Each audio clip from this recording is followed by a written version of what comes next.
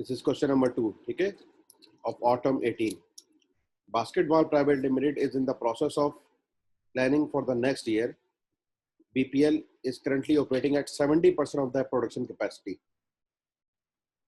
The management wants to achieve an increase of rupees 36 million in profit after tax of the latest year.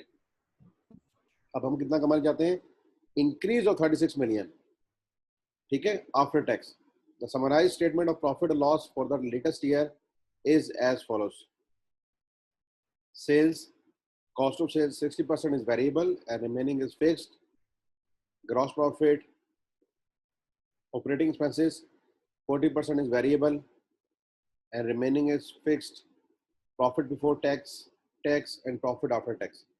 तो अभी हम 90 million कमा रहे हैं और हम 36 मिलियन और कमाना चाहते हैं.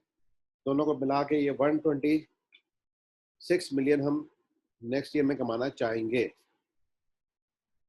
Following are the major assumptions, projections for the next year budget.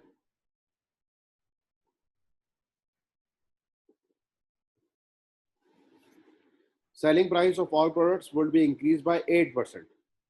However, to avoid any adverse impact of price increase, 10% discount would be offered to the large customers who purchase about 30% of total sales. Additionally, distributors' commission would be increased from 2% to 3% of net selling price. Okay? अच्छा बेटा, आप ये जो distributor commission होता है, आपके ख्याल में ये कॉस्ट ऑफ सेल्स में आएगा या ऑपरेटिंग एक्सपेंसेस में फॉल करता है?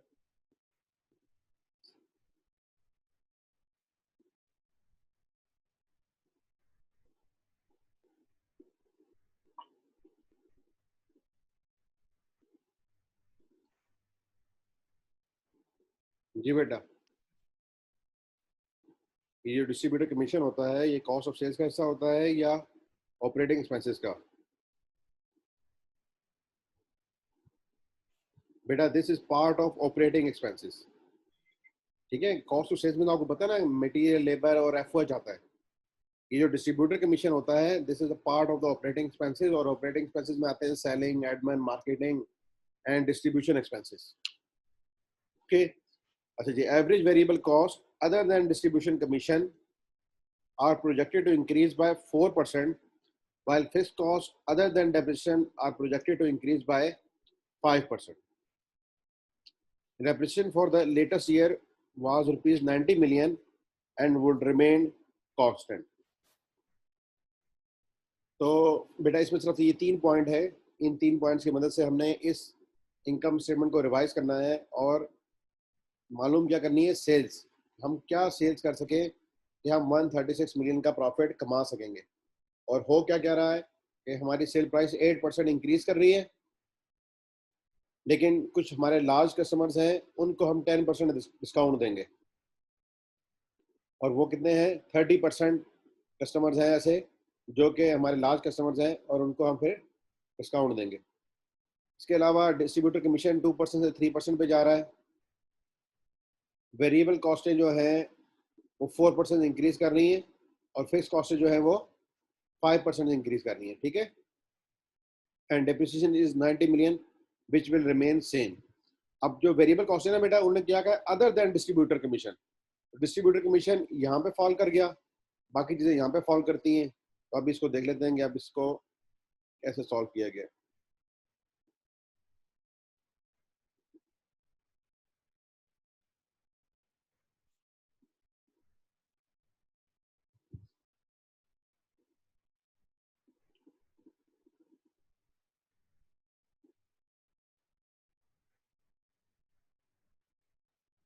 The Basketball Private Limited budgeted sales to achieve target profit. इन्होंने फिगर निकाली है 672.46. अब कैसे निकाली है, इसको आगे अंडरस्टैंड करते हैं. जी बेटा, आपकी जो अभी जो सेल्स वर्किंग 2 पहले कर रहा हूँ मैं, बजटेड सेल्स, अभी आपकी सेल्स कितनी है? 567 मिलियन, 567 मिलियन, और इनके अंदर इंक्रीज कितना आ रहा है? 8% का. हमने 567 मिलियन को 8% से इंक्रीज कर दिया, ये बन गया 612.36. अच्छा बेटा, इसके बाद क्या था कि जो सेल्स हमारी आएंगी, selling price of all products would be increased by 8%. However, to avoid any adverse impact of price increase, 10% discount will be offered to the large customers who purchase about 30% of the total sales. अब हमारी total sales कितनी हो गई बेटा? 612.36.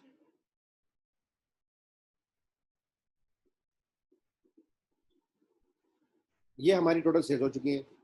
इसका लेंगे हम 30% और उसका 10% उसको डिस्काउंट दे देंगे. This is the discount amount 18.37. That is less discount at the rate of 10% on 30% off sales. जो हमारी सेल्स आ गई उसके 30% हो गए लार्ज कस्टमर्स और उनकी अमाउंट निकालने के बाद उनको 10% दे देनी है डिस्काउंट. तो ये डिस्काउंट निकाल दी. तो उसके बाद हमारे पास रहेगी नेट एवरेज सेल्स कि हमें सेल से पैसा क्या मिलेगा. ओके अच्छा, इसमें से आप लेस करते हैं distribution commission on net average sales. आप कंट्रीब्यूशन कितना हो चुका है बेटा? 3%. ये बताया गया था कि distributor commission would increase from 2% to 3% of net selling price. ये हमारे पास आ गया. डिस्ट्रीब्यूशन कमीशन 593.99 का हमने ले लिया 3%, दैट इज 17.82. ओके इसके बाद हम आते हैं वेरिएबल कॉस्ट की तरफ. और वेरिएबल कॉस्ट क्या आ रही है इसको भी अंडरस्टैंड कर लेते हैं. This is working number 3. अच्छा जी, पहले बेटा वर्किंग जो वेरिएबल कॉस्ट है ना एग्जिस्टिंग, वो क्या क्या है? 567 मिलियन की हमारी सेल्स थी और इसके ऊपर हम कमीशन पे करते थे 2%. तो एक तो ये हो गई वेरिएबल कॉस्ट. ठीक है, और क्या वेरिएबल कॉस्ट है हमारे पास? 400 मिलियन हमारी थी वेरिएबल कॉस्ट ऑफ सेल्स, उसमें से 60% वेरिएबल है. तो 400 का हमने 60% ले लिया. जो 47 है इसमें से 40% वेरिएबल है. 47 में से 40% वेरिएबल ले लिया. ओके यहां तक बात क्लियर हो गई. अच्छा अब बेटा ये कौन सी कॉस्ट थी? Distributor cost. इसको भी हमने इसमें से निकाल दिया. तो ये हमारे पास आ गई है variable cost of sales, that is 247.46. Rather variable cost of sales नहीं बल्कि आपको वेरिएबल कॉस्ट सिर्फ ये आ गई 247.46. इसने कितने परसेंट इंक्रीज करना है? इसने इंक्रीज होना है बेटा 4%, क्योंकि उन्होंने बताया था कि average variable cost other than distributor commission are projected to increase by 4%. ये 4% से इंक्रीज करेगी. तो पहले हमने लास्ट पीरियड की यानी कि एग्जिस्टिंग वेरिएबल कॉस्ट निकाल ली और जो वेरिएबल कॉस्ट आ गई कौन सी वाली? अदर देन डिस्ट्रीब्यूटर कमीशन, उसको हमने 4% इंक्रीज कर दिया. वो ये बन गई. अब हमारे पास जो इस पीरियड का कंट्रीब्यूशन मार्जिन आ रहा है वो आपके सामने है, दैट इज 318.81. तो बेटा अभी मैंने आपके सामने ये वर्किंग की है. इसमें कोई पॉइंट अगर आपको समझ नहीं आ रहा तो प्लीज मुझे बताएं. ये जो मैंने हाईलाइट किया है, कल मैंने आपको सैटरडे को मैंने ये क्वेश्चन आपको इसलिए प्लेस किया था ताकि आप लोग इसको देख लें. कोई इसमें कंफ्यूजन बन रही है तो ये कैलकुलेशन ही होती हैं, इनके ऊपर आपको बड़ा शार्प होना पड़ता है. तो ये देख लो बेटा, यहाँ तो समझ आ गई है.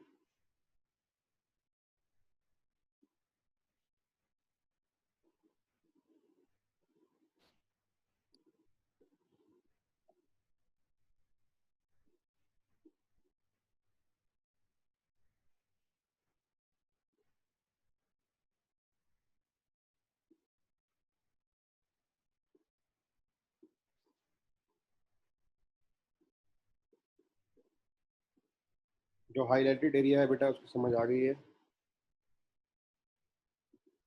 Yes sir. शाबाश. इसके बाद बेटा हमने ना इसी डाटा की मदद से निकाली है बजटेड कंट्रीब्यूशन मार्जिन रेशो.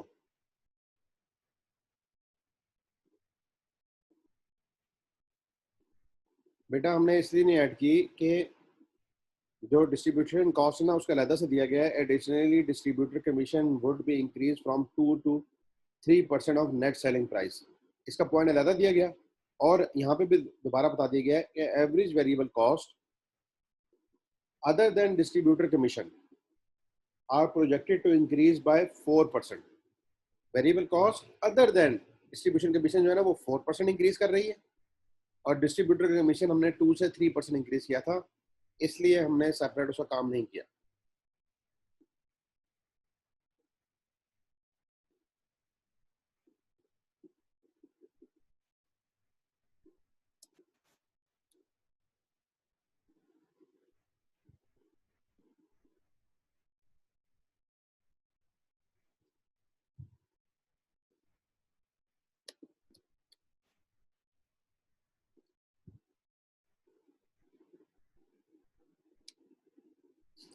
ठीक है बेटा, यहाँ तक बात समझ आ गई।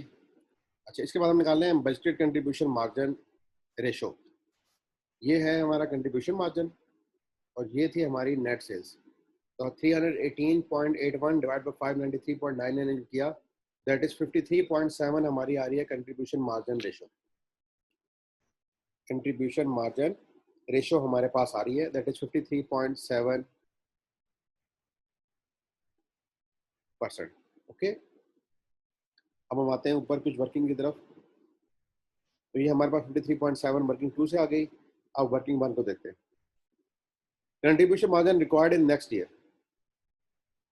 पहले बेटा हमारी ये थी, अब हम निकाल रहे हैं फिक्स कॉस्ट। 400 मिलियन जो था ना, इसमें से 60% वेरिएबल थी और 40% फिक्स्ड। तो 400 का हमने ले लिया 40%, दैट इज फिक्स्ड। ये जो 47 मिलियन है, इसमें 40% वेरिएबल है और 60% फिक्स्ड, उसका 60% ले लिया। इन दोनों को ऐड अप किया तो बेटा ये बन गया फिक्स कॉस्ट जो हमारी एग्जिस्टिंग है, दैट इज 188.2। अच्छा जी, increase in fix cost in next year कितनी हो रही है, वो हमें क्वेश्चन में बताया गया है कि that is while fixed costs other than depreciation are projected to increase by 5% other than depreciation। तो हमने इस फिक्स कॉस्ट में से डेप्रिसिएशन 90 मिलियन थी वो निकाल दी, बाकी जो आई उसको 5% इंक्रीज दे दिया, तो वो आ गई 4.9%। हमने 5% निकाल लिया इसका, ठीक है। अच्छा जी, target profit for the next year, हम कितना कमाना चाहते हैं, 90 मिलियन प्लस 36 मिलियन, टोटल हो गया 126 मिलियन। हम इतना कमाना चाहते हैं। और प्रॉफिट बेटा जो आता है ना, ये कब आता है, आफ्टर टैक्स। देखें, टैक्स के बाद आता है प्रॉफिट आफ्टर टैक्स। तो इसका मतलब है कि एक अमाउंट होगी, उसके ऊपर हमने 25% टैक्स दे दिया, तो रिमेनिंग कितनी अमाउंट बनती है, वो 75%। 25% पे करने के बाद हमारे पास जो प्रॉफिट आफ्टर टैक्स बचता है, दैट इज 75%। तो ये हमारे पास जो फिगर आई है, दैट इज 75। तो हमने इसको ग्रॉस अप किया, दैट इज 168। तो हमें 168 का प्रॉफिट कमाना पड़ेगा, ठीक है बेटा। ये जो टारगेट प्रॉफिट वाली बातें हैं ना, ये अभी हमारा नेक्स्ट चैप्टर है ब्रेक इवन का, कॉस्ट वॉल्यूम प्रॉफिट का, उसमें भी जाके ये आपको ज़्यादा और डिटेल से आएगा। अभी आप इतना ध्यान में रख लें कि एक तो हमने फिक्स कॉस्ट मीट करनी है और उतना प्रॉफिट भी कमाना है। और प्रॉफिट हमने 126 तो कमाना है, लेकिन दिस इज आफ्टर टैक्स। तो पहले 25% टैक्स पे करना होगा, it means this amount is 75। तो ये 168 आ गया। टोटल कंट्रीब्यूशन मार्जिन हमें जो रिक्वायर्ड है नेक्स्ट पीरियड में, दैट इज 361.11। ये हमें चाहिए। कंट्रीब्यूशन मार्जिन रेशो हमने निकाल ली। जब इसको इससे डिवाइड करेंगे तो हमारे पास आ जाएंगे बजटेड सेल्स, दैट इज 672.46। अब जब आप 672.46 सेल्स कर सकेंगे तो आप 126 मिलियन का प्रॉफिट कमा लेंगे।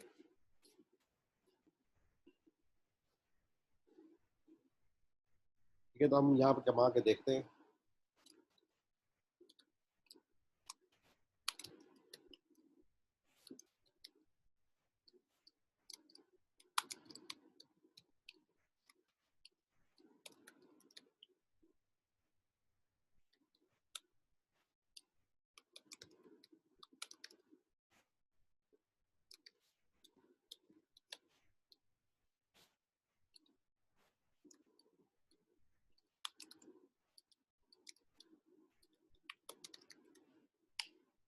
ये हमारी इनकम स्टेटमेंट की फिगर्स होती हैं और हमने कहा है कि सेल्स हमारी कितनी आ रही है 672.46। ठीक है बेटा। वेरिएबल कॉस्ट हमने कितनी कर दी थी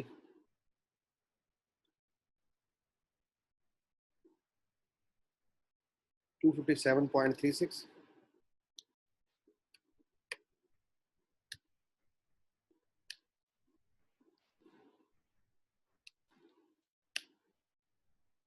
फिक्स कॉस्ट हमारी हो गई है 188 प्लस 4.91।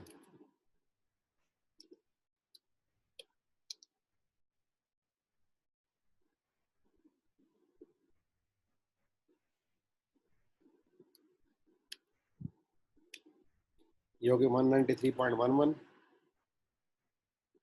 और हमारे पास आ गया प्रॉफिट बिफोर टैक्स।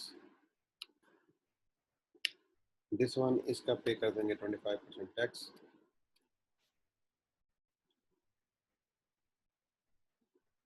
अच्छा एक सेकंड, इससे पहले बेटा यहाँ पे आएगा फिक्स कॉस्ट आ गई और डिस्ट्रीब्यूशन कमीशन जो है ना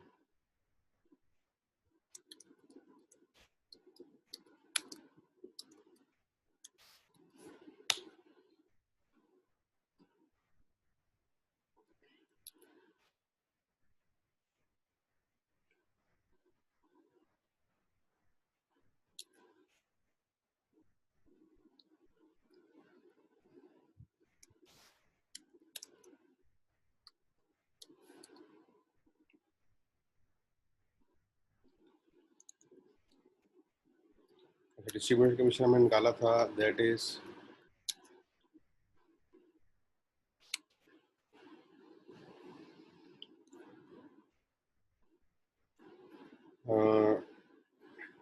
17.82। दिस माइनस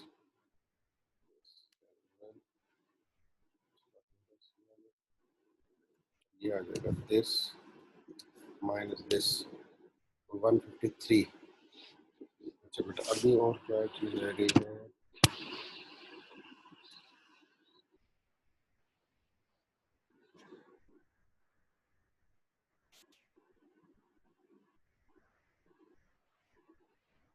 सारी चीज़ें कवर कर दी हमने।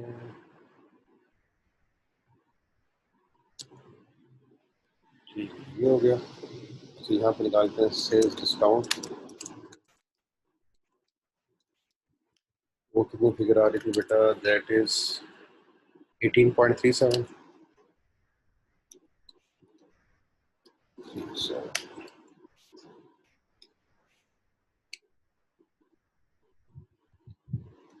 दिस माइनस दिस और ये हो जाएगा C3 126। ये हो गया। अब क्या रह गया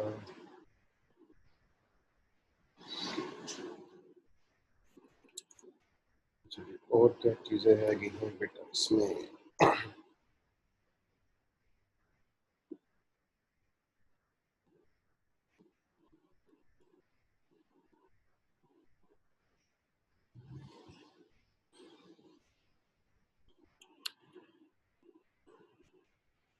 अच्छा चले आए देखे तो इसमें कहाँ हमारी गलती हो रही है। सेल्स हमारे पास बेटा आ गई, इसमें से हमने डिस्काउंट लेस की।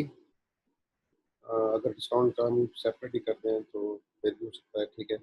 वेरिएबल कॉस्ट हमारे पास आई 257.36 और 17.82 ये वाली हो गई। और नेट एवरेज सेल्स हमारे पास आ रही है 593.99। अगर हम ये करें तो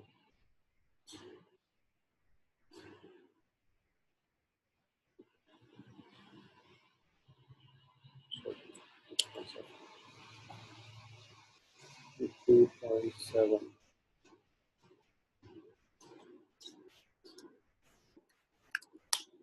that is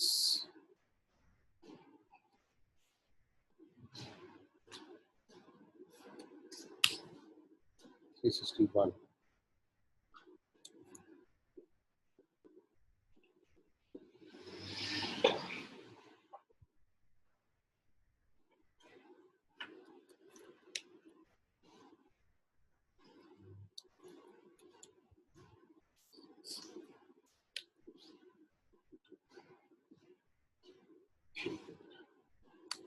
अच्छा बेटा, बहरहाल चले देखते हैं। सेल्स आ गई हमारे पास, सेल्स डिस्काउंट की फिगर आ गई, तो ये नेट सेल्स हो गई।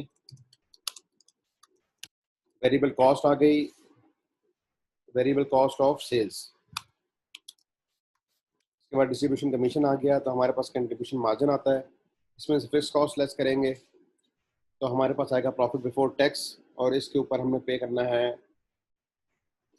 25%, और प्रॉफिट आफ्टर टैक्स आएगा। ठीक है, तो हमारे पास प्रॉफिट आना कितना चाहिए था, 190 प्लस 36, दैट इज, मैं यहाँ पे बना देता हूँ, 90 प्लस 36, ये बनता है 126। ठीक है, तो ये फिगर बनेगी this divide by 0.75 into 0.25, that is 42, और यहाँ पे आ जाएगा दिस डिवाइड बाय 0.75, 168। अच्छा जी, फिर हमारी फिक्स कॉस्ट आ गई दिस वन 193.11।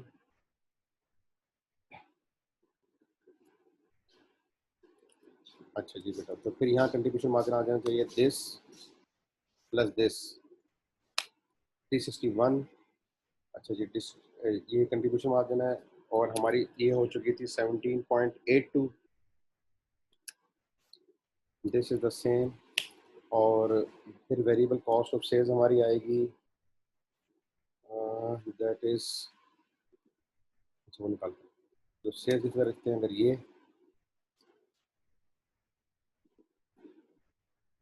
तो ये आ रही है this minus this minus this 294, और 294 को अगर हम लें दिस परसेंटेज, दैट इज 0.44। अच्छा जी, 0.44 ये आ गई, और ये कैसे करते हैं कि ये दोनों जमा करते हैं, दिस प्लस दिस, ये बने plus this divide by this 0.46 आ रही है। अच्छा जी, और क्या पार्ट है इसमें, ठीक।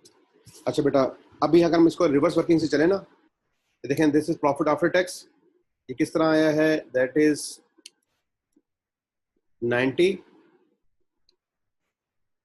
प्लस 36, ये फिगर बन के आएगी। अच्छा जी, ये टैक्स की फिगर है, दैट इज 25% होता है। ठीक है, इनफैक्ट ये रकम जो है ना 75% है, और ये रकम कितने परसेंट है, 25%, एंड दैट्स अमाउंट इज 100%।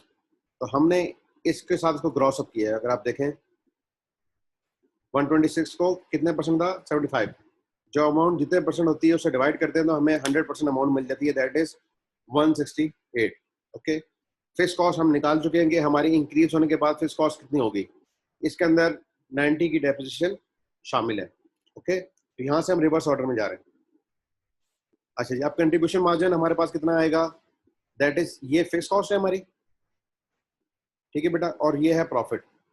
इन दोनों को अगर हम जमा करेंगे तो ये हमारा बनेगा कंट्रीब्यूशन मार्जिन 361.11। ठीक है, यहाँ पे भी देखते हैं कहीं बन रहा था, बजटेड कंट्रीब्यूशन मार्जिन था ये तो खैर, और ये आ रहा है 361.11 आपका ये आ रहा है। ठीक है, ये हमारे पास आ गया, that is budgeted contribution margin. इससे पहले कंट्रीब्यूशन मार्जिन जो आता है, ये भी टर्मिनोलॉजी भी हमने पढ़नी है, कंट्रीब्यूशन मार्जिन आता है in fact sales less variable cost. जब आप सेल में से वेरिएबल कॉस्ट लेस करते हैं तो that is contribution margin. And variable cost of all types, इसके अंदर बेशक कॉस्ट ऑफ सेल्स की हो, ऑपरेटिंग एक्सपेंसेस की हो, डिस्ट्रीब्यूशन एक्सपेंसेस, किसी की भी चीज की हो, तो ये हमारे पास आता है वेरिएबल कॉस्ट। अब डिस्ट्रीब्यूशन कमीशन हमारा इतना आ चुका है, और हमने वेरिएबल कॉस्ट ऑफ सेल्स भी यहाँ पे निकालनी है। ठीक है बेटा, तो ये फिगर भी हमारे पास आ गई, यानी अगर हम रिवर्स वर्किंग करते हुए आए तो हमने ये चीजें मालूम कर ली है। अच्छा, अब हमने जो सेल्स की फिगर मालूम की थी, दैट 672.46, 672.46, इससे हमें टारगेट प्रॉफिट होगा। ओके, अच्छा जी, अब हम थोड़ा सा ये देख लेते हैं कि 53.7, जो मैं एडिशनल वर्किंग कर रहा हूँ ताकि आपको ना प्रूफ हो सके। This figure multiply by this, तो ये हमारा बनता है कंट्रीब्यूशन मार्जिन। तो रिमेनिंग क्या होगा बेटा, वेरिएबल कॉस्ट।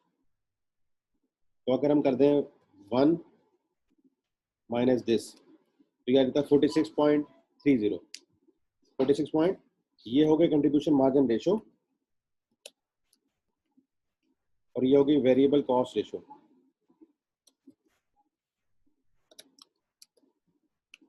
तो वेरिएबल कॉस्ट हमारी कितनी होगी 46.3। अच्छा, अब अगर हम इन दोनों को ऐड करें,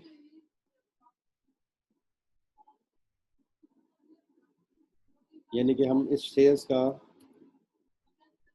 ये परसेंटेज लें तो ये बन जाता है 311।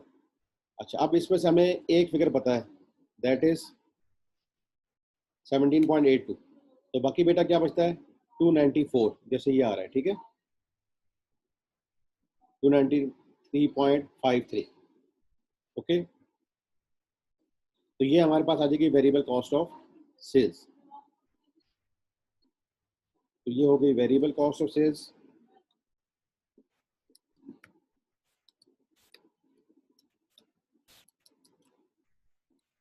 और ये हो गई डिस्ट्रीब्यूशन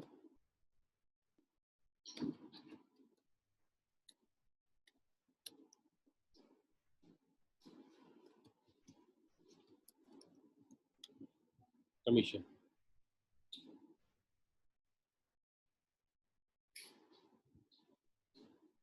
और ये हमारी हो जाएगी सेल्स। तो बेटा इस तरीके से आप देख सकते हैं कि ये हमारी होगी सेल्स। ओके, ये इसकी होगी दोनों वेरिएबल कॉस्ट हैं। These are two variable cost, one is variable cost of sales and one is dealer commission. अगर हम इन दोनों को सम करें तो ये बनती हैं 311.35, ठीक है। और हमें पता है कि कंट्रीब्यूशन मार्जिन हमारा कितना है, दैट इज 53.7%। तो आप दिस डिवाइड बाय दिस करेंगे तो वो आ जाएगा 53.7%। ये परसेंटेज है, ठीक है, इसको यहाँ पे कर देते हैं। Contribution margin is percentage. तो वेरिएबल कॉस्ट होते हैं ना, वो होती है 1 माइनस दिस। इन दोनों को जब आप जमा करते हैं तो ये 100% ही बनता है। तो ये हमारे पास आ गया कंट्रीब्यूशन मार्जिन, ये हमारे पास आ गई फिक्स कॉस्ट, ये हमारे पास आ गया प्रॉफिट बिफोर टैक्स, और ये हमारे पास आ गया टैक्स, ठीक है बेटा। और इसको हम यहाँ पे लिख देते हैं, and that is profit after tax. तो ये आपके पास एक नई इनकम स्टेटमेंट बन रही है जो आपको बता रही है कि आपने इतने की सेल्स करनी है, ठीक है। कौन सी sale, this are net sales, this is a net sales. तो आपके पास ये इस तरीके से इसको सॉल्व होगा। इसमें आप कोई कंफ्यूजन है तो बेटा बता दें।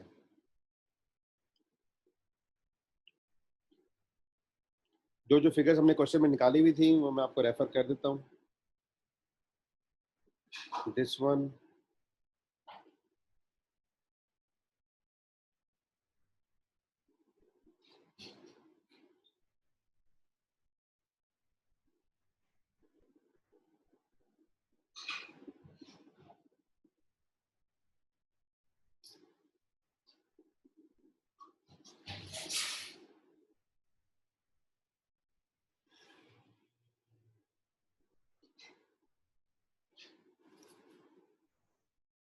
जी बेटा डायरेक्ट आंसर आया हुआ है हमारे पास, देखिए ये आंसर है 672.46, ठीक है।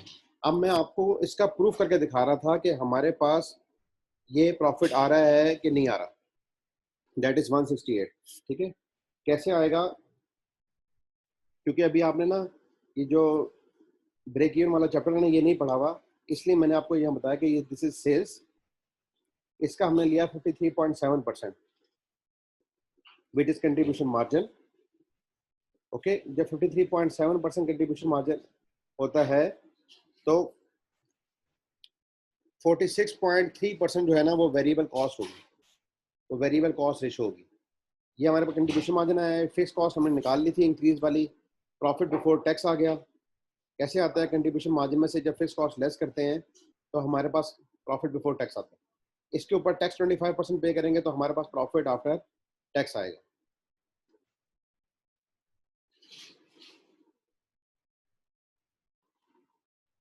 अच्छा बेटा, इसमें अच्छा ये आप कह रहे हो ये वाला,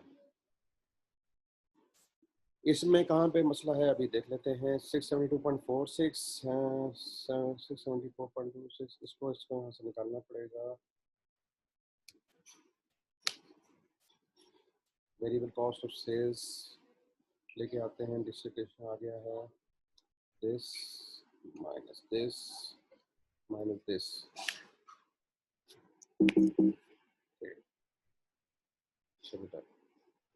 ये तो था ना हमारे पास कितना, हमने कहा है कि 126, इससे हमने इसको ग्रॉस अप किया, दैट इज 0.75 इंटू 0.25 42, और ये आ जाएगा दिस दिस डिवाइड बाय 0.75 168। ये फिक्स कॉस्ट है तो कंट्रीब्यूशन मार्जिन आएगा दिस प्लस दिस 361.11। अच्छा जी, ये है हमारे पास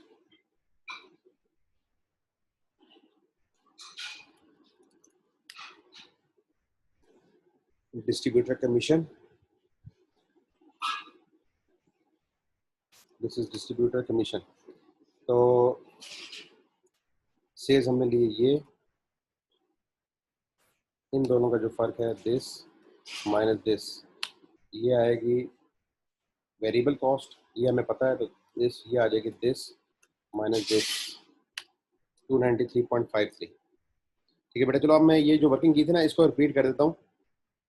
देखें ये इस फिगर पे अभी हम जो करते जाएंगे, जिस फिगर पे आपको एतराज हो बता देना। 126 पे एग्रीड है सारे, और ये कैसे आई थी 90 प्लस 36 करके। 90 पहले प्रॉफिट था, 36 बाद में, और ये आता है बेटा कब? 25% टैक्स पे करके। इनफैक्ट ये फिगर कितने परसेंट होती है? 75%। ओके, तो ये फिगर कितने परसेंट होगी? 25%। और होगी किसका? इस फिगर का। इसका 25 लिया यहाँ और इसका 75 लिया तो यहाँ। हम इससे इसको ग्रॉस अप करते हैं, that is 126 divide by 0.75 into 0.25, तो ये फिगर आ गई। और जब हम इसको डिवाइड करते हैं 0.75 से तो हमारे पास ये फिगर आ गई। फिक्स कॉस्ट हमें पता है, हमने निकाल ली थी। कंट्रीब्यूशन मार्जिन बेटा जो होता है ना, इनफैक्ट दैट इज दो तरीके से निकलता है, सेल्स माइनस वेरिएबल कॉस्ट और fix cost plus contribution, sorry, fix cost plus desired plus profit, fix cost plus target profit, से दोनों तरीकों से आता है। हमने ये क्या कैसे निकाला है? In fact fix cost plus target profit करके निकाला है। फिक्स कॉस्ट ये और टारगेट प्रॉफिट हमारा ये है, इन दोनों को सम किया तो हमारे पास आ गया है 361.11। ओके, जब बेटा ये 361.11 है और हम सेल्स निकाल चुके हैं 672.46, तो इन दोनों का जो डिफरेंस है ना, that is variable cost. Sales और कंट्रीब्यूशन मार्जिन का जो डिफरेंस होता है दैट इज वेरिएबल कॉस्ट। अब वेरिएबल कॉस्ट के अंदर दो चीजें हैं, one is dealer commission and variable cost of sales. अब डीलर कमीशन भी हम निकाल चुके हैं, दैट इज 17.82। ओके,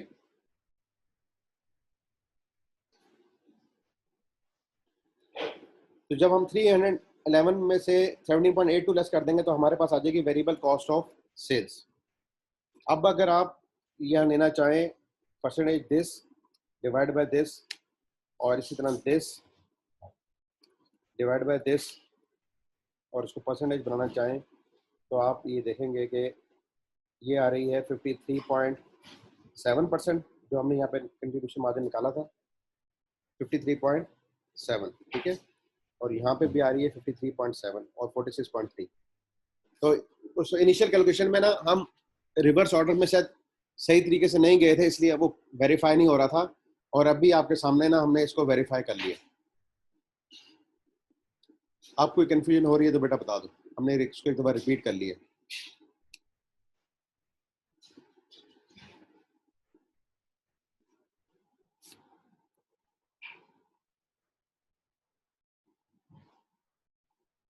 तो ये रिवर्स मैट्रिक्स आपको समझ आया है?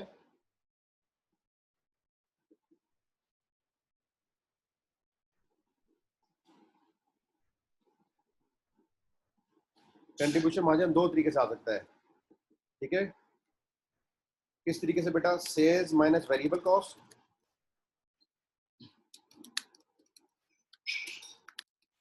And fix cost plus desired profit या टारगेट प्रॉफिट, इस तरीके से आ सकता है।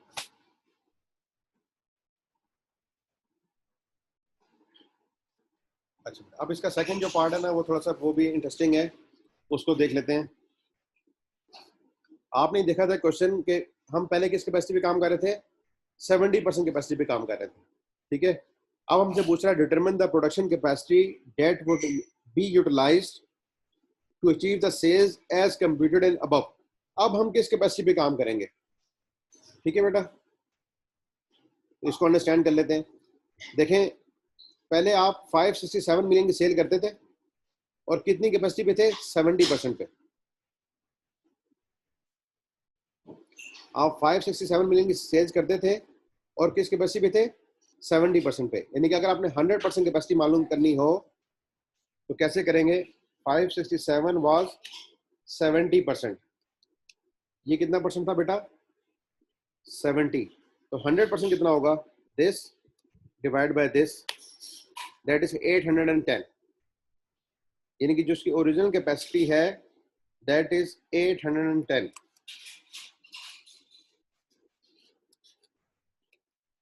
ठीक है, क्योंकि आप अगर 810 का 70% लोगे तो कितना आ जाएगा बेटा? That is 557। तो हमें यहां से ये पता लग गया कि हम ओरिजिनल कैपेसिटी क्या थी, क्योंकि हमारा क्वेश्चन क्या है? क्वेश्चन हमसे कहता है determine the production capacity that would be utilized to achieve the sales as computed in a above. जो हमने यहाँ सेल्स निकाली हैं उसको अगर हम अचीव करते हैं तो हमारी फिर कितनी कैपेसिटी यूज होगी? आप इसको अंडरस्टैंड करना है बेटा हमें। अच्छा जी, अब आप देखें कि आपके पास ये 672.46 की जो सेल्स की फिगर आई थी, ये वाली बेटा 672.46, ठीक है। ये कितनी कैपेसिटी यूज कर रही है हमने ये देखना है। अच्छा जी, अब ये 672 क्या कैसे आई थी? देखो बेटा, हमारी सेल्स ओवरऑल इंक्रीज की थी 8%, ठीक है। इसमें से जो 30% थी हमने उनको दी थी 10% डिस्काउंट। इसका मतलब है कि वो इंक्रीज की है 90%, ठीक है। और जो 70% सेल है उनके अंदर इंक्रीज आया 8% का, ठीक है। मैं ये लाइन यहाँ पे लेके जाके ना आपको एक्सप्लेन करता हूँ एक्सेल में।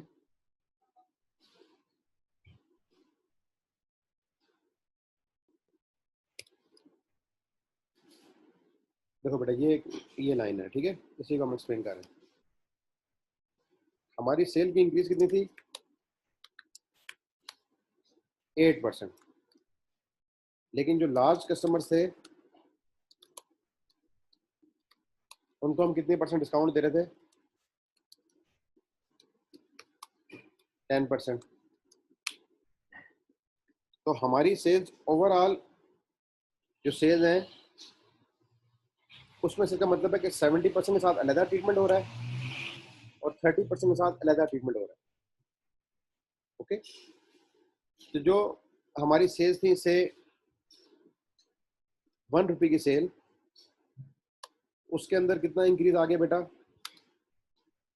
70% में इंक्रीज आ गया है 8% का। अगर हमारी से सपोज करते हैं कि 1 रुपये की सेल थी, उसमें से 70% की सेल के ऊपर 8% का इंक्रीज आया, और जो हमारी सेल थी 30%, ठीक है बेटा, उसके ऊपर 8% का इंक्रीज आएगा, ठीक है। लेकिन हम उसको कितने परसेंट डिस्काउंट दे देंगे? 90%, सॉरी 10% डिस्काउंट दे देंगे, तो हमें नेट कितना मिलेगा? 90%। तो जब आप इसको सॉल्व करोगे जैसे अगर हम इसको सॉल्व कर लें, दैट इज 1 इंटू 70% इंटू 1.08, क्योंकि 8% इंक्रीज है, ठीक है।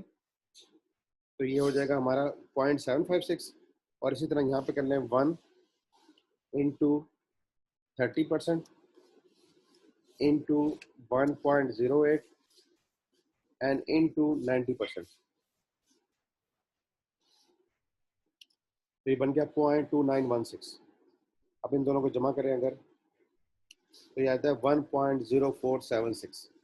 इनफैक्ट जो ओवरऑल हमारा इंक्रीज इन प्राइस आया ना बेटा, that is this -1 and this multiply by 100।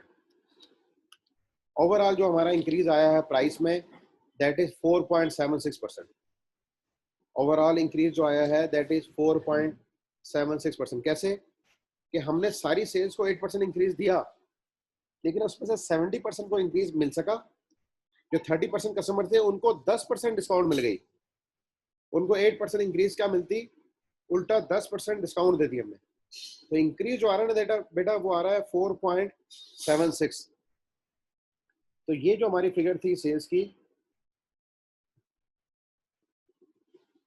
ये वाली फिगर, इसके अंदर अगर हम इसका प्राइस का इम्पैक्ट निकाल देंगे तो that is this divide by this. तो हमारी सेल्स जो इनफैक्ट इंक्रीज हुई है ना इन क्वांटिटेटिव टर्म्स, यानी कि इन वॉल्यूम, वो हुई है 641 की, बाकी है प्राइस इंक्रीज, ओके, 641 की। और अब इस 641 को हम अगर डिवाइड कर दें किसके साथ, अपनी कैपेसिटी के साथ, जो ओरिजिनल कैपेसिटी है दिस वन, तो ये हमारे पास आ जाएगा this divide by this, that is 79% हम अपनी कैपेसिटी पे आ गए। 79%, यहाँ पे देखो हमने निकाला 79.25, तो दैट इज 79.25। क्योंकि पहले हम 567 मिलियन की सेल कर रहे थे, टोटल हमारी थी कैपेसिटी 810, तो हम 70% पे थे। अब हमारी सेल्स बढ़ी हैं, क्यों बढ़ गई, क्योंकि इन्फ्लेशन आ गई थी, हमने प्राइसेस इंक्रीज कर दी थी, लेकिन उन प्राइसेस का नेट इम्पैक्ट कितना आया बेटा, दैट इज 4.76%। तो हमने उसमें से उस इम्पैक्ट को निकाल दिया। This is sales without price increase. ये जो है ये in fact 641.9053, that is sales without price increase. तो दिस हमने अपने उसके ऊपर डिवाइड किया कैपेसिटी के ऊपर, ओरिजिनल कैपेसिटी के ऊपर, तो हमारे पास आ गया 79.25। तो बेटा ये कैलकुलेशन समझ आई है, या इसमें अगर कोई पॉइंट समझ नहीं आ रहा मुझे बताएं।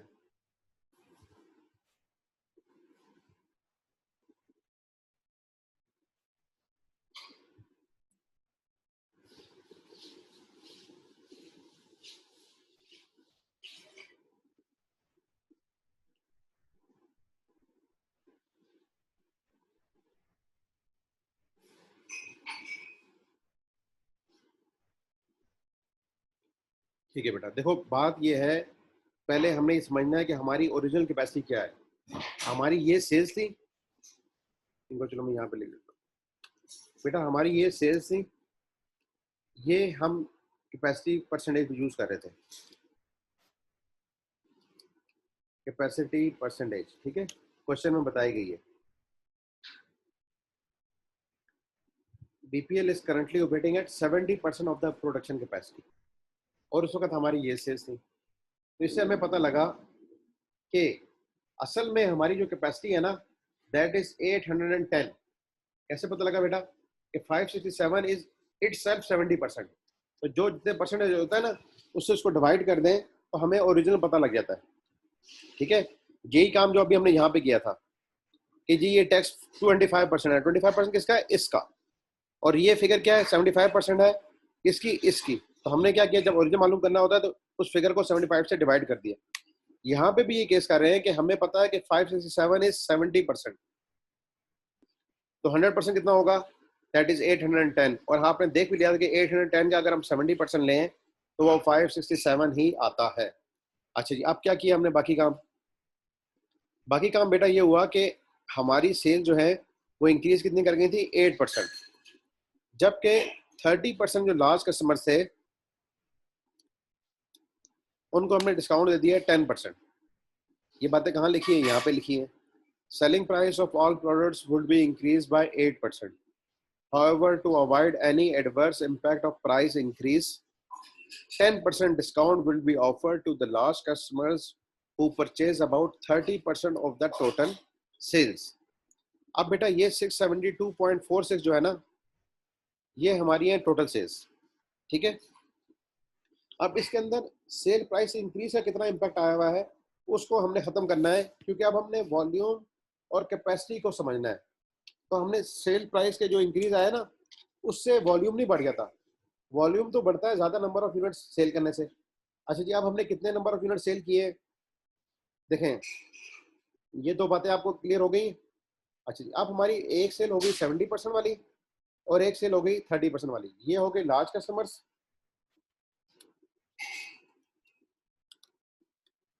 और ये हो जाएंगे हमारे स्मॉल कस्टमर्स। ठीक है बेटा। अच्छा, से हम कहते हैं हमारी 1 रुपए की सेल थी, उसमें से 70% जो सेल्स हो गई उनको हमने दे देना है 8% का इंक्रीज। ठीक है, क्या दे देना है, 8% का इंक्रीज। इसको हम कर दें अगर 108%, तो आपको ज्यादा बेहतर समझ आ जाएगा, क्योंकि 100% थी और 8% उसके अंदर आ गया इंक्रीज। तो बेटा हमने इसको सॉल्व कर दिया। 1 इसका 70% और उसका ले लिया 108% का। चलो आपने यूं करना है तो यूं कर लो, एक ही बात है, 0.756 आ गया। ये वाले कस्टमर जो थे ये 30% थे, तो 1 इंटू 30% लिया, इनको भी हमने 108% का इंक्रीज दिया, लेकिन 10% डिस्काउंट भी दे दी। इनफैक्ट हमें इनसे कितना पैसा मिलेगा, 90%। हमने यहाँ पे इसको सॉल्व कर लिया। 1 इंटू 30% इंटू 108% इंटू 90%, क्योंकि हमें आफ्टर डिस्काउंट क्या मिलेगा उनसे, 90%। इन दोनों को सम किया तो बेटा ये इंक्रीज आ रही है ओवरऑल 1.0476, क्योंकि इसको तो 8% इंक्रीज मिली, लेकिन लार्ज कस्टमर को देखा जाए तो इनफैक्ट इंक्रीज भी नहीं मिली, बल्कि इनको और फर्दर डिस्काउंट मिल गई है। हमने उनको 10% डिस्काउंट दे दिया, इंक्रीज किया 8% और डिस्काउंट दे दिया 10%। तो ये ओवरऑल आ गया। अगर हम देखें जाए, जब हम इसमें से 1 माइनस कर देते हैं तो पता लगता है ओवरऑल इंक्रीज जो है ना सारी सेल के ऊपर, पूरी की पूरी सेल के ऊपर जो इंक्रीज है ना वो है 4.76%। अगर आप देखना चाहें, ठीक है, तो आप उसको देख सकते हैं। अब ये हमारी सेल्स थी, इसमें से हमने क्या किया बेटा, ये जो प्राइस का इंक्रीज था ना इसको खत्म कर दिया। अब हमारी सेल्स रह गई without price increase, that is 642.91। ये जो आई है ना sale, this is without price increase, क्योंकि जो प्राइस इंक्रीज का इम्पैक्ट था ना वो हमने निकाल दिया। अब हमारी ओरिजिनल कैपेसिटी कितनी है, 810। जब उससे डिवाइड किया तो हमें पता लग रहा है कि हम अपनी कैपेसिटी का 79.25% इस्तेमाल कर रहे हैं। ये बात है बेटा।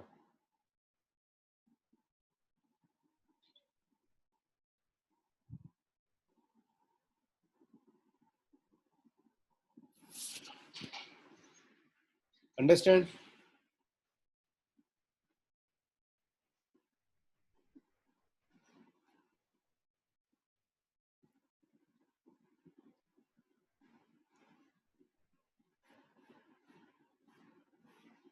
अच्छा, अब मैं आपको एग्जाम बात समझाता हूँ। सपोज करते हैं कि हमने लार्ज कस्टमर्स को भी कोई डिस्काउंट नहीं दी, तो फिर यहाँ किससे मल्टीप्लाई करते, 100% से ही।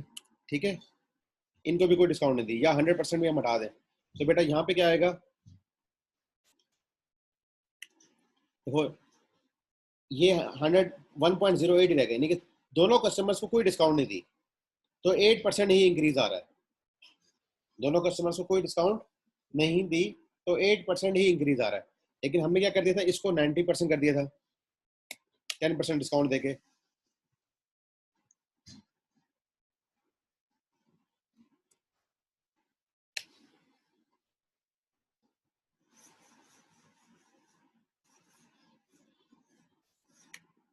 तो ये हमें पता लग गया कि इनफैक्ट इंक्रीज कितना आया प्राइस में, और उसका प्राइस का इम्पैक्ट हमने निकाल दिया। अब ये हमारे पास आ गया है सेल्स विदाउट प्राइस इंक्रीज, यानी कि ये वॉल्यूम आ गया। अब ये इनफैक्ट क्या हुआ, ये सेल प्राइस आ गई बेटा लास्ट ईयर प्राइसेस पे। This is sales at last year prices, जब इंक्रीज नहीं हुआ था, और उस वक्त हमारी कैपेसिटी थी 810, तो ये 79.25 आ गया। तो बेटा इस क्वेश्चन के अंदर ये कैलकुलेशंस थी, ठीक है। तो अभी भी आप इन कैलकुलेशंस को देख लो, कैलकुलेशंस का इम्पैक्ट आपको यहाँ पे आंसर में समझ आ रहा होगा। अगर यहाँ इस आंसर में भी कहीं कोई कॉम्प्लिकेशन लग रही है तो आप प्लीज़ मुझे बताएं, इस वर्किंग 1 में बताएं, वर्किंग 2 में बताएं, वर्किंग 3 में बताएं। कहीं कोई कैलकुलेशन का सर पैर समझ नहीं आ रहा, कुछ चीज़ समझ नहीं आ रही, आप मुझे बताएं प्लीज़।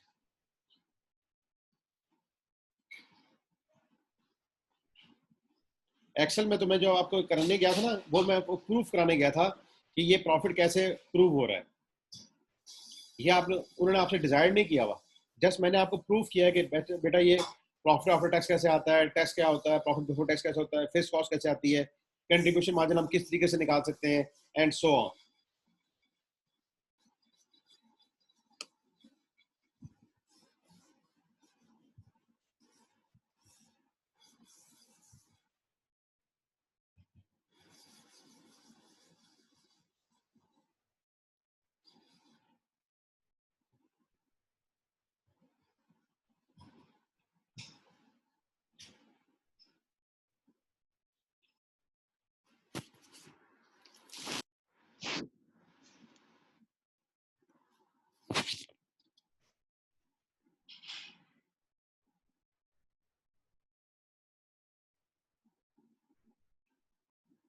जी बेटा कोई क्वेश्चन है इसमें तो बताएं।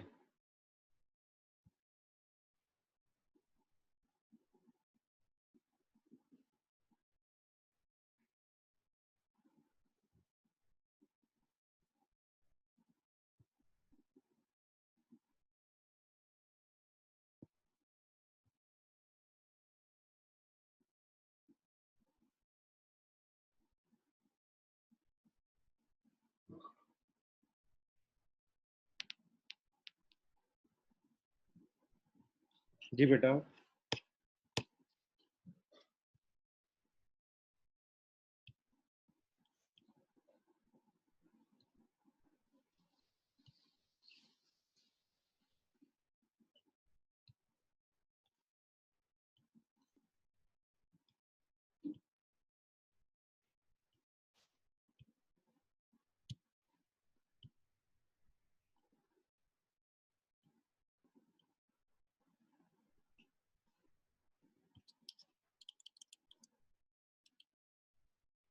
फिर ये एक और क्वेश्चन है जो कि इसी से मुतल्लिक है।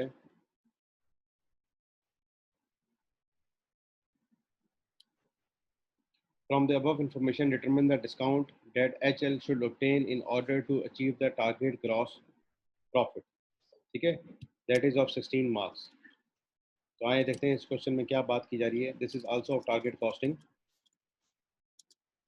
Hi-Tech Limited assembles and sells various components of heavy construction equipment.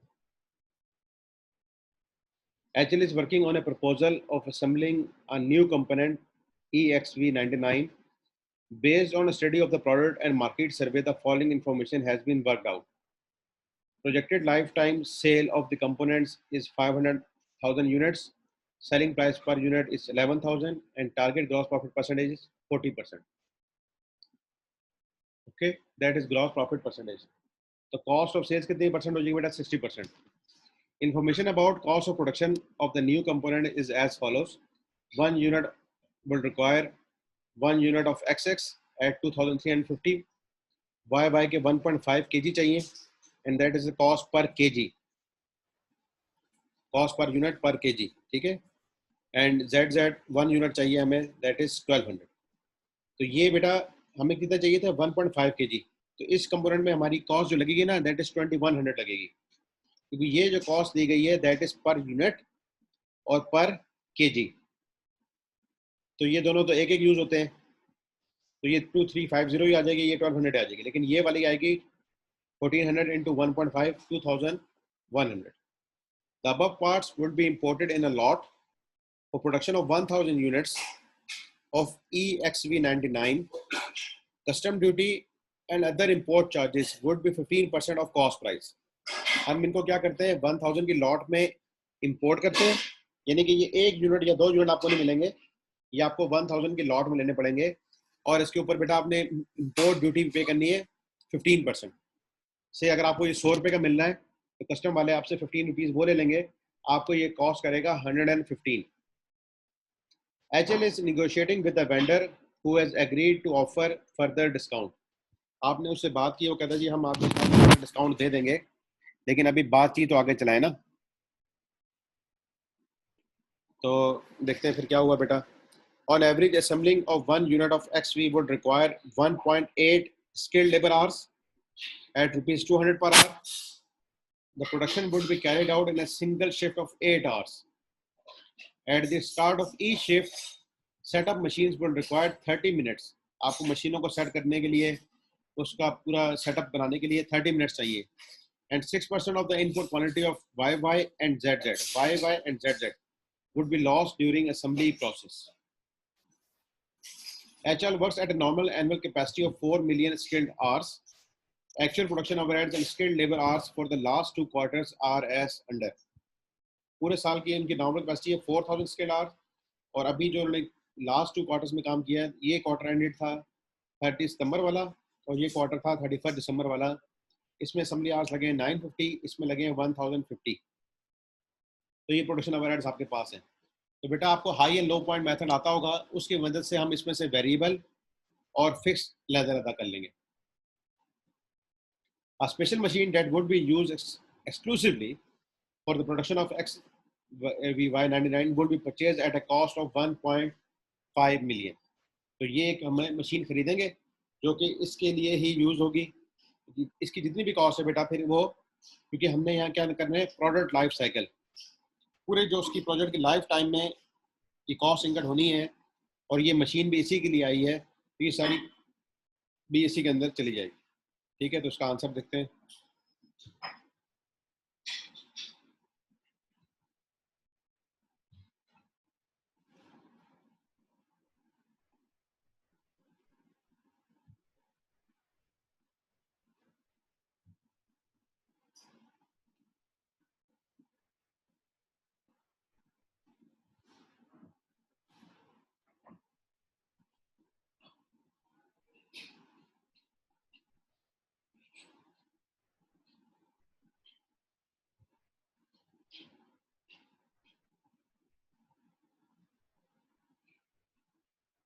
जी, ये हमारे पास का आंसर है।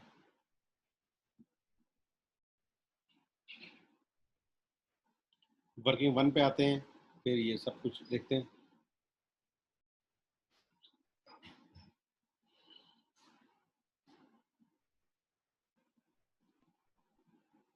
Working 1, cost estimate for 500,000 units. ठीक है बेटा, सारी फिगर्स हैं इन मिलियंस। आपने मटेरियल एक्स कितना यूज करना था, 2350।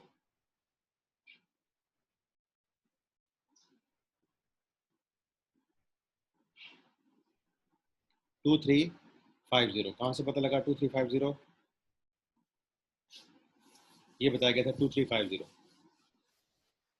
तो 2350 इंटू 500,000, ये हमारे पास टोटल 5 लाख यूनिट्स की वैल्यू आ गई। फिर आता है मटेरियल वाई वाई, तो बेटा कितना यूज करना था, 1.5। ठीक है, 1.5, और हमें बताया गया कि इसमें 6% क्या हो जाता है, इनपुट क्वांटिटी लॉस्ट हो जाती है। तो this is 1.5 is in fact 94%। 1.5 is 94%। ठीक है, इसको हम मल्टीप्लाई करेंगे 1400 से, क्योंकि एक जो केजी था वो कितने का था, 1400 का। तो बेटा आप करके देखो, 1.5 डिवाइड बाय 94%, तो यह रहता है 1.59। ठीक है, या 1.6 कर लो, ये 1.6 केजी हमें चाहिए होगा। इसको मल्टीप्लाई कर देंगे 1400 से, तो हमें एक यूनिट के लिए चाहिए 2234, और हमारे पास है 5 लाख यूनिट। तो इसकी वैल्यू आ जाती है राउंड करके अगर हम कर लें तो 1120। ये कैलकुलेशन करके देखें, आपको समझ आ रही है?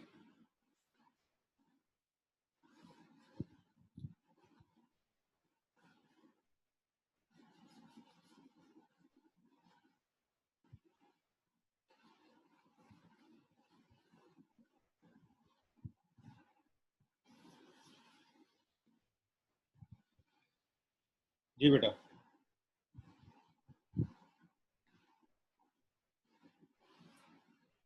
शाबाश, बाकी लोगों को समझ आ रही है?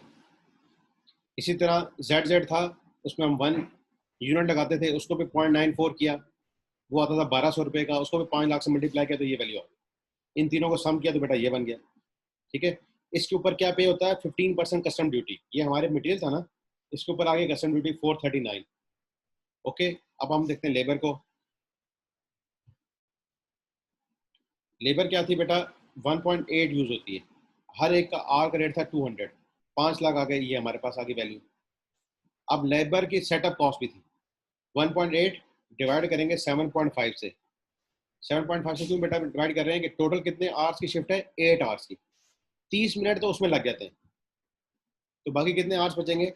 7.5। 7.5 से डिवाइड किया, मल्टीप्लाई किया 0.5 से। इस सेटअप का रेट भी है 200, 500,000 से मल्टीप्लाई किया तो ये आ गया 12।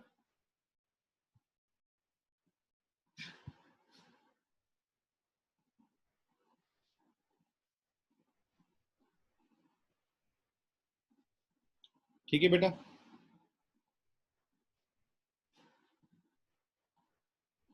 तो ये हमारा सेटअप का कॉस्ट भी आ गई 12। इसके बाद आते हैं वेरिएबल ओवरहेड की तरफ। उसके लिए वर्किंग टू को रेफर कर रहा है।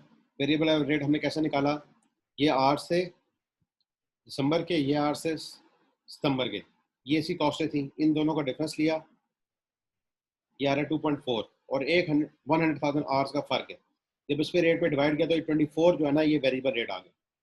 तो 1.8 आवर्स हमें चाहिए होते हैं, इसको 24 से मल्टीप्लाई किया, 5 लाख यूनिट से मल्टीप्लाई किया तो 21.6 आ गया। ओके, ये वेरिएबल का रेट आया था बेटा। तो फिक्स कैसे आएंगे? सितंबर के ये कॉस्ट थी टोटल, दैट इज 65.6, और इसमें हमने आवर्स काम किया था 950, तो 950 को 24 से मल्टीप्लाई किया तो ये आ गई वेरिएबल। जब 65.6 में से 22 माइनस करेंगे तो बाकी कितनी आ जाएगी? Fixed, that is 42.8। 42.8। ओके, यहाँ तो बात समझ आ गई? तो हमारे आर्स कितने थे? उससे हमने इसको डिवाइड किया तो ये 1.8 इंटू 42.8 इंटू 500,000 तो 38.52 हमारी आ जाएगी fix production overhead. Fix production overhead. और हमारी कॉस्ट ऑफ मशीन कितनी है? दैट इज 1.5, जो हमने ये आखिरी लाइन नहीं पढ़ी थी, that a special machine that would be used exclusively for the production of this would be purchased at a cost of 1.5 million। तो ये 1.5 मिलियन वो आ गया। इन सबको हमने जब जमा किया बेटा तो एक टोटल कॉस्ट बन रही है 3624.27। ठीक है, 3624.27। ओके, और ये जो फर्दर वर्किंग भी हुई है फिक्स ओवरहेड्स की, वो देख सकते हैं आप, ये आ गई थी पर क्वार्टर। तो एक साल में 4 क्वार्टर होते हैं, ये पूरे साल की आ गई।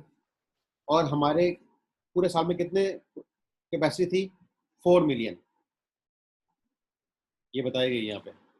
HL works at a normal annual capacity of 4 million skilled hours. तो जब हमने इसको से डिवाइड किया तो ये 42.80 का रेट आ रहा है, यही हमने यहाँ पे यूज किया 42.80।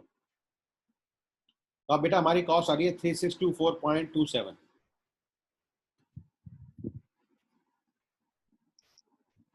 Okay, that is working 3624.27। अच्छा, टारगेट कॉस्ट आनी क्या चाहिए? ये हमारी सेलिंग प्राइस थी, इसका 60% हमारी कॉस्ट बनती है, 5 लाख यूनिट्स की बनेगी 3.3। तो जो कॉस्ट का गैप आ रहा है दैट इज 324.27, इन दोनों का डिफरेंस निकाला। अच्छा, अब ये जो कॉस्ट का गैप आ रहा है बेटा, इसको हमने नेगोशिएट करना है किसके साथ? अपने सप्लायर के साथ, लेकिन इसमें से 15% तो हम दे देते हैं क्या, कस्टम ड्यूटी। तो इस फिगर को हमने डिवाइड किया 1.15 से, तो ये आ गया 281.97। अब 281.97 को हम डिवाइड करेंगे जितनी भी हमारी मटेरियल कॉस्ट बन रही थी 2931, इससे डिवाइड करेंगे, मल्टीप्लाई 100 करेंगे, तो हम उससे कहेंगे कि भाई हमें 9.62% डिस्काउंट दो। ये डिस्काउंट हमें रिक्वायर्ड है, दिस डिस्काउंट इज रिक्वायर्ड। अगर इतनी डिस्काउंट वो दे देगा तो हमारी कॉस्ट जो है ना वो इसमें जाके मीट हो जाएगी, तो उसके अंदर जाके मीट हो जाएगी, 3.3 तक आ जाएगी। ठीक है बेटा, अगर वो हमें 9.62% डिस्काउंट दे देगा, जैसे अगर हम यहाँ निकालना चाहें इसको प्रूव करने के लिए,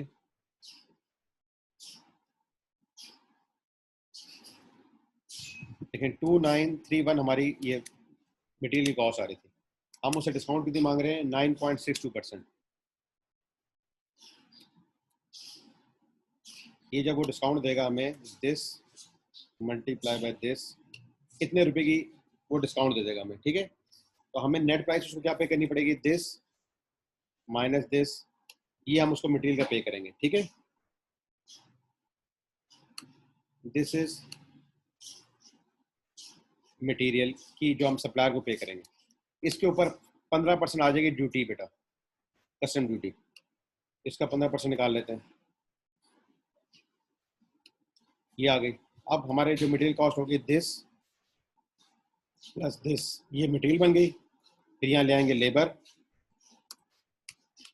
यहाँ ले आएंगे वेरिएबल एफ या फिर एफ टोटल ले आते हैं।